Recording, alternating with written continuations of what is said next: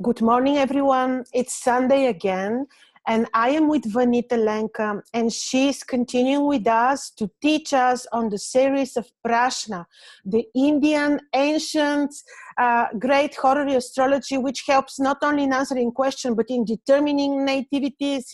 It's just amazing technique. And we're up to lesson number 9. So please, if you watch us, see the previous lessons, as you really need to follow up well the lessons in order to understand. Thank you so much, Vanita. Please proceed. Yeah, thanks, Krasi, for having me over. And it's always a pleasure to teach. That's one of the passions that I'm following, and thank God that I'm able to. So this is all, the Prashna is the horary, as we say in English, and it is towards the West, they use horary. So these are all from the Vedic text, Prashna Marg.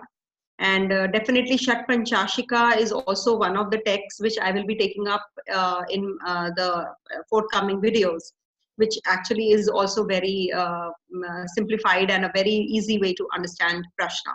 So, one thing I just want to mention here, that whosoever has any queries, you can please reach out. If you have any doubts on this, you can reach out to us. If these are paid services. If you want to ask one question, you can always ask me, and I will answer in yes or no or whatever, whether it is going to be a successful one or not. So anytime, you're most welcome for that.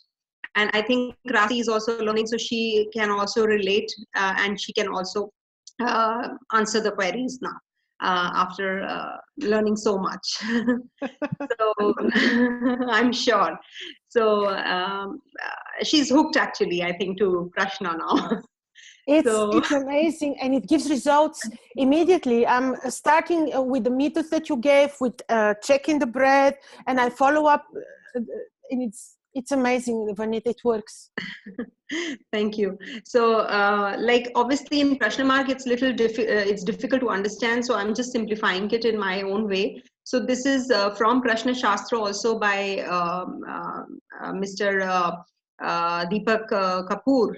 He has also written the books, and I'm following his books also. So this is the examination of Lagna that I'm going to do. I'm sorry for taking so long. So examination of Lagna is a very essential part, which is the starting point to analyze the minute examination of very essential for, in prediction, which is required in the predictions also. So we must see at the time of Prashna, which is the rising sign in the first house, which is the rising sign. So there are 3 bifurcations. We call them as Shirsh Uday, Prisht Uday, and Ubhay Uday. So Shirsh Uday is the sign which is rising from the head. Okay, Prisht Uday is the back, and then Ubhay Uday is the middle portion. So, or maybe I'm not able to translate it, but these are the 3 bifurcations. So Shirsh Uday Lagnas are Gemini, Leo, Virgo, Libra, Scorpio, and Aquarius. 6 of them. These are favorable for fulfillment of the query. So if somebody comes to you, Krasi, and says that, I have this question. So if you see these rising signs, you straight away can say, okay, this is the favorable for fulfillment of the query, these rising signs. And on the other contrary, if it's a Prishta Uday sign in the Lagna, that is the signs of Aries, Taurus, Cancer, Sagittarius, or Capricorn, then it is like not favorable query. It's not going to get fulfilled. It's a failure of Prashna. So, or maybe, when it is specially aspected by a malefic, or there's a malefic in the first house also. So this becomes a very important, bifurcation. And if it is sign Pisces, that is Ubhay Uday, as we call Ubhay Uday Lagna. So a sign. So that is something which is like not bad, not good type scenario. So we have to see the degrees at that time. Is it going towards the Prishta Uday, or is it going towards the, in Pisces, we have to see it is either towards Aries more, or it is towards Aquarius more.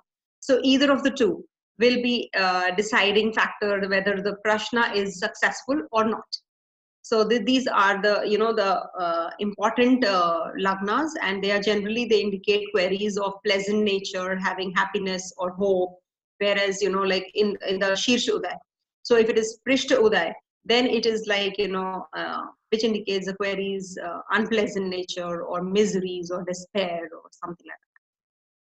Now, coming to the next part, a movable lagna, that is the movable sign rising in the first house, indicates that the present position is going to change. We know what are movable signs, yeah? 1, 4, 7, 10. These are the movable signs. So that means a change from the present status. The situation is going to change. For example, in reply to a Prashna whether I will go abroad, if you see the movable sign rising in the first house, then you will say that journey will take place. I will go abroad. So the Prashna is whether the patient will recover or not. Again, movable lagna. So the present scenario is going to change. The illness will change. He will recover. So movable sign aspected by benefics indicates the change will take place and it will be favorable. So every time when we have something positive like benefic planet and movable sign, so we just consider it that the scenario is going to change. Suppose if somebody says that, am I going to get the job? So that also we have to see whether the benefics are there or not, a movable sign is there or not. So yes, the scenario is you're going to get the job. You can straight away say that. All right. So then movable should not be expected by, even if it is movable sign rising, but malefic is there, or malefic sign is planet is aspecting the first house. Then you will not say this. You will say that it will not take place. You cannot go abroad, things like that. So coming to the fixed one, that is the fixed sign rising, that is 2, 5, 8, 11. If either of these are rising in the first house, so what happens? No change in this situation of status quo. The person will go abroad and the patient will, the person will not go abroad, will not recover also. Like that questions, the same questions that I just picked up. So a fixed lagna, if aspected by benefics also, that present situation will be favorable if aspected only by benefics. And if malefics, again, it is not going to change. All right. So it will not be favorable. So these things we have to consider. If fixed signs are rising, but it's aspected by benefics, so definitely we can say that things will be in favor to some extent. So a fixed sign in the first house also indicates the person to be a rigid nature. If somebody comes to you, so maybe you tell that this maybe if you take up this kind of a treatment for medical issues, the person will not listen to you. He's rigid. His likes and dislikes and tastes are fixed. Fixation is there, right? So the nature of the query changes the nature of analysis also. We cannot take all the queries as similar. We have to analyze as astrologers when a planet in transit becomes motionless, suppose it's stationary and is becoming retrograde, or from retrogression it is going direct, that then also it becomes stationary, right? So we have to see that the planet indicates status quo depending upon the significations of that planet. Suppose if Mercury is retrograde right now, I suppose when it was in previous in the last month. So when Mercury is retrograde and it is before retrogression stationary, so we suggest that one should not take up any new job, especially at that particular time of moment when in time when Mercury is stationary. We should not take up anything to do with communication, writing papers, signing of the documents or something like that. So that also is related to Mercury. And if Venus is retrograde, so definitely we have to see the Venus's significations. We have to consider that, and those kind of jobs we have to tell them not to take up or not to do. Now coming to the dual sign, which is rising in the first house, suppose. Now it has to be seen in two ways. First, it indicates delays, difficulties. Secondly, we have to see the degrees, as I just told you. The degrees. If the degrees are 0 to 15, then it is towards the fixed. If it is Even after delays and difficulties to be seen from the chart separately, of course, it would be giving results like that of a fixed lagna.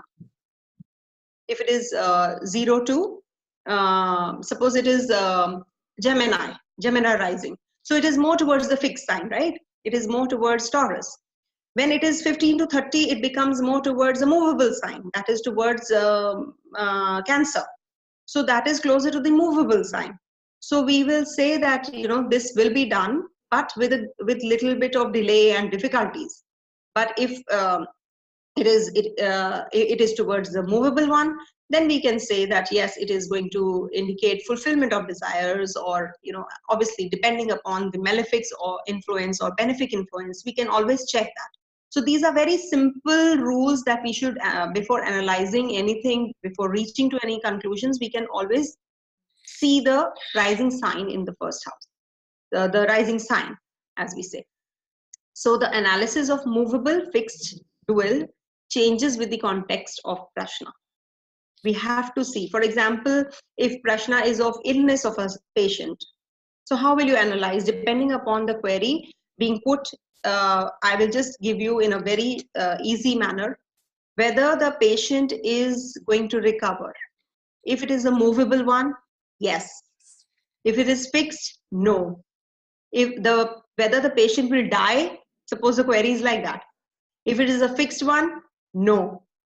If it is a movable one, yes. You move. Yes, the patient is going to die. So that is something very important to analyze it. So in this example, you know, the same question will be put if, you know, differently will give different results in the same movable sign. In one case, the patient will be cured, and in another, the patient will die. It's both ways, you know, movable both ways, suppose, but the pressure is different, so the result will be different. Amazing example. Yes. So in the fixed lagna, if the fixed sign, it gives no change in status. However, in Prashna related to acquisition of a job, buying a house, or such fixed acts, suppose, you know, which are fixed, it's always favorable if you get a fixed sign rising.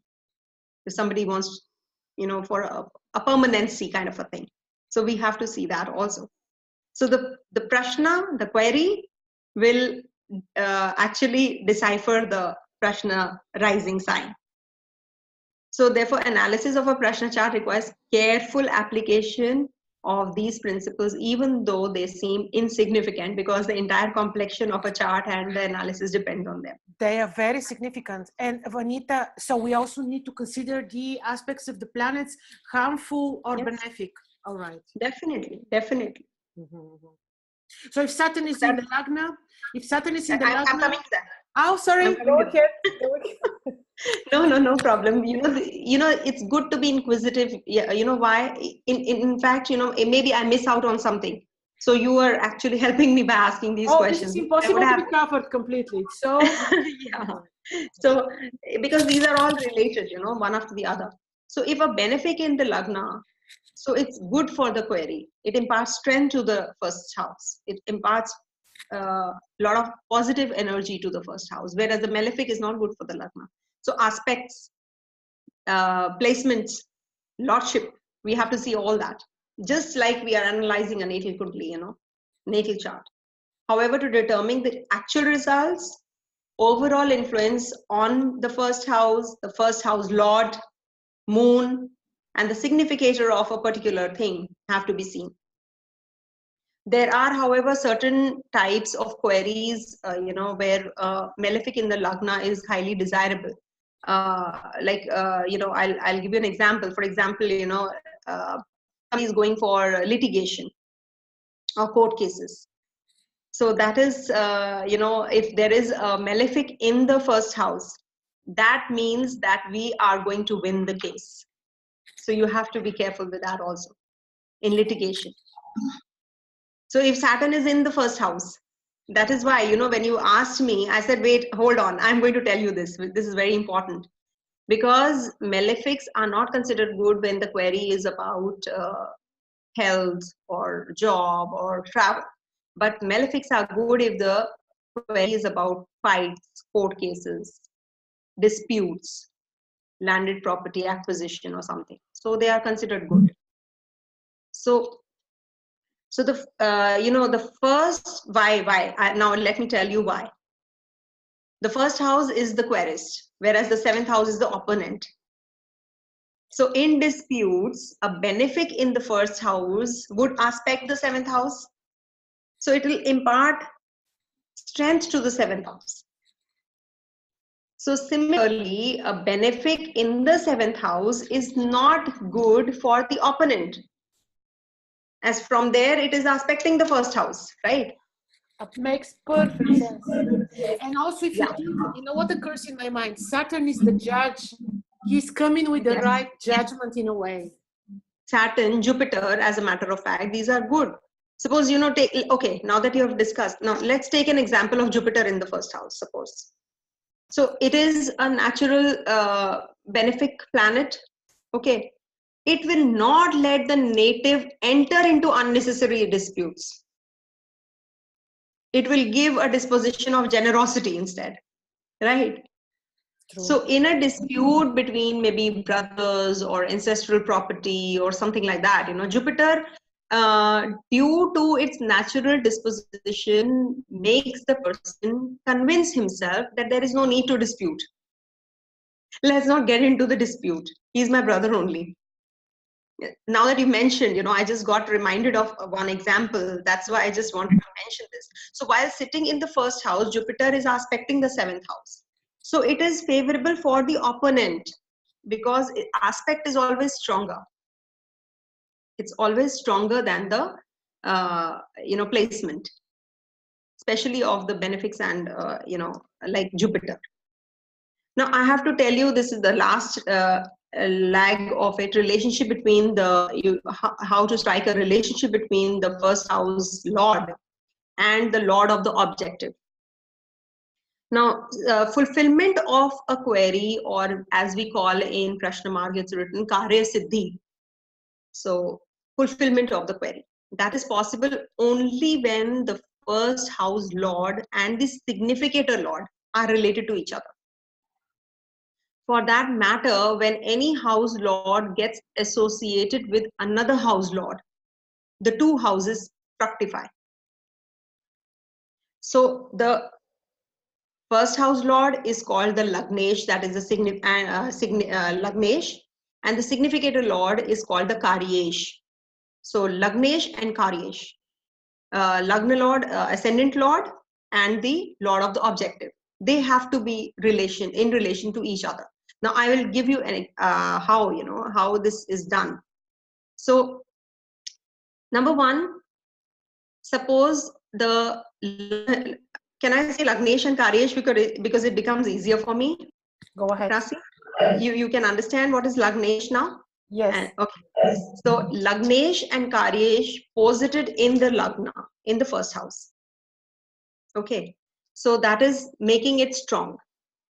So number two is when the Lagnesh and Karyesh are posited in the significator house, the Karya is Karya Bhav. The Karya Bhav. So then Lagnesh posited in the Karya Bhav, and the Karya Bhav is the significator's house. I'll give you the example also, then so that you can understand that better. So if the Lagnesh posited in Lagnesh aspects the Lagna and the Karyesh aspects his own house, then there's fulfillment of the query. It becomes stronger. If Karyesh is posited in the Lagna and aspects the Lagnesh, if the lord of the subject object is aspecting the Lagna lord, the house lord, then it is fulfillment. If Lagnesh aspects the Karya Bhav and the Karyesh aspects Lagna, mutual aspect. If Lagnesh aspects Karyesh and Karyesh aspects Lagnesh, that is the two of them in mutual aspect again. There is a difference, but Karya Bhav, that is the house which, suppose you're going for litigation. So which house should we should see? We should see the 7th house. We should see the 6th house. So we should see all the significators. Which house signifies this particular thing? Travel. We have to see the 3rd house. We have to see the 9th house. We have to see the 12th house, right? So we have to see the lords of these also. Is there any connection with the 1st house and the 1st house lord? That's what I meant. So if all the combinations additionally get the association of moon, especially, then Karya Siddhi is certain. Okay. So if Lagnesh and Karyesh are associated with each other, then it is again going to be the fulfillment of the query. So definitely I will be doing success and failure of the query in the next video. So I think we can close here, Krasi. Thank Any you, questions? thank you, Vanita. Yes, otherwise it will become too long and we need to rethink it. Yes, because Yes. but, it was it was great. Thank you so much. So we continue. Next Sunday will be about failure and success of the query. Thank you so much, Vanita. This was great. And let people post their queries below, and your contacts will also be below this video. Thank you, Vanita. Yeah, thank you.